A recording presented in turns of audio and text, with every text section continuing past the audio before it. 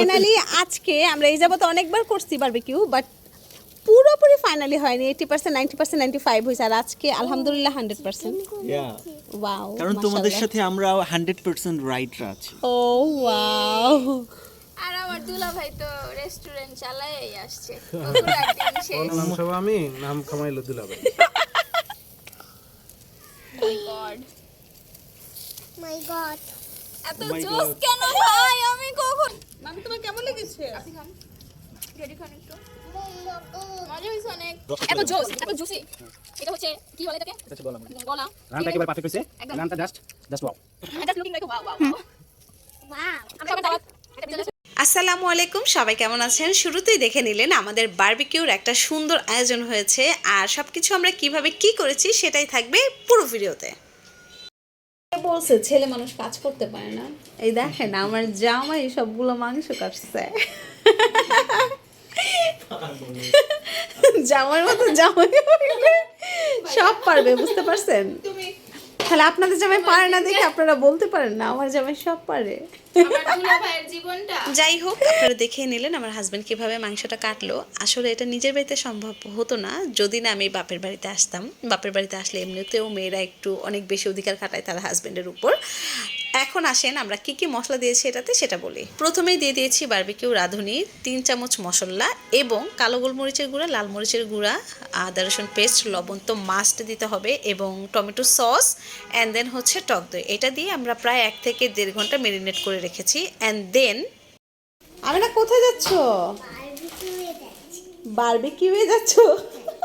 Finally আমরা যাচ্ছি এখন বারবিকিউ পার্টিতে জয়েন হতে। ইয়ে, আমাদের 31 হয় নাই, তবে 31 জানুয়ারিতে। এরপর আমরা ঘর থেকে একে একে বের হলাম এবং ছাদে যাচ্ছিলাম সব কিছু নিয়ে। কি মজা, আমরা আজকে বারবিকিউ করব। সরো। ও বাহ, আমি দিয়ানাকে নিতে দেখেছি। বিশ্বাস বিল্ডার থেকে নিউ বাবা মার্কেট আমি দিয়ানাকে নিতে দেখেছি। সবচাইতে সুন্দর বারবিকিউ সেট হচ্ছে এটা। ওয়াও জোস। দেশের বাহিরের, বাংলাদেশি না। কোথাকার এটা মেড বাই? চাইনি। চাইনিজ। এখন আমরা কি করছি জানেন? কিছু কয়লা পোড়াচ্ছিলাম, মানে কাঠ জ্বালিয়ে কাঠের নিচে কয়লা রেখেছিলাম যাতে কয়লাটা অনেক তাপ হয়। আর তাপ করে যখন আপনি চিকেনটা কুক করতে যাবেন তখন খুব সুন্দরভাবে আপনার চিকেনটা কুক হবে। আম্মু বিদেশ থেকে অনেক দিন আগে ফয়েল পেপারটা পাঠিয়েছিল, এই জন্য ড্যাম হয়ে গিয়েছে, এই জন্য আমরা আসলে কাজে লাগাতে পারিনি। এটা একটা কাজে লাগানোর জন্য এনেছিলাম। না কেমন লাগছে তোমার বলো, আমার দিকে তাকাও। অনেক মজা লাগছে। কেন এত মজা লাগছে কেন? এই যে এখানে যে বারবিকিউ করছি। ফাইনালি আমাদের সব কিছু সেট হয়েছে এবং শুকনো কিছু কয়লা নিচে আগে বিছিয়েছে। আর আমিনার বাবাকে অনেক সাহায্য করছিল এখানে। আসলে মেয়েরা জন্ম হয় বাবাদেরকে সাহায্য করার জন্য, আলহামদুলিল্লাহ। এরপর ওই শুকনো কয়লার উপরে সুন্দর করে গরম কয়লাগুলো বিছিয়ে রাখলো ওরা দুইজন, আর বাতাস করছিল যাতে এটা তাপ আরও বাড়ে।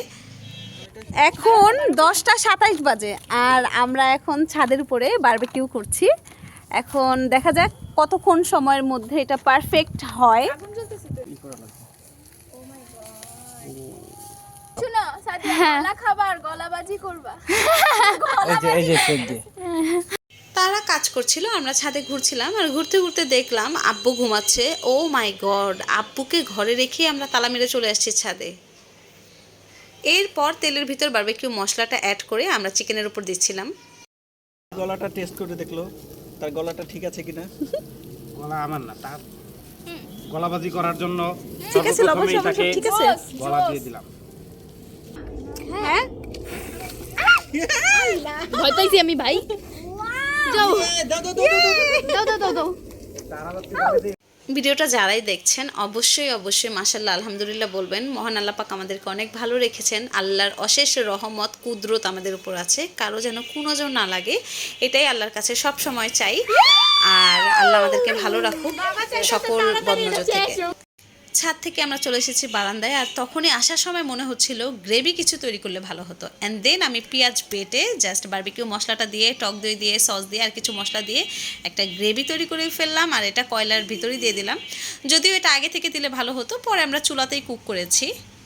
এইদিকে আমিনার আব্বু অনেক বড় একটা ব্যথা পেয়েছে হাতে, মানে যখন কেয়াকে ওই তারাবাতিটা জ্বালিয়ে দিচ্ছিল সে দুই হাত দিয়ে মুড়ে রেখেছিল, সে বুঝতেই পারেনি এরকম একটা ব্যথা পেয়ে যাবে। ফাইনালি আমাদের সব কিছু রেডি এবং কেয়া 11:30-12টার দিকে বাইরে যেয়ে নান রুটি আর কোক নিয়ে এসেছে। কোক ছাড়া কিন্তু একদমই জমে না। আর এই গ্রেভিটা এত মজা হয়েছিল, রেস্টুরেন্টের চাইতে অনেক অনেক গুণ বেশি। নানের সাথে এটা পুরো চমৎকার ছিল। আলহামদুলিল্লাহ সব কিছুর জন্য। আর রিসেন্টলি পিঠা উৎসবের একটা ভিডিও দিব, যারা আমাদেরকে ভালোবাসেন পাশেই থাকবেন। পিঠা উৎসবের ভিডিওটা অনেক জোস হয়েছে। সবাই আমাদের জন্য দোয়া করবেন অনেক বেশি। আল্লাহ হাফিজ।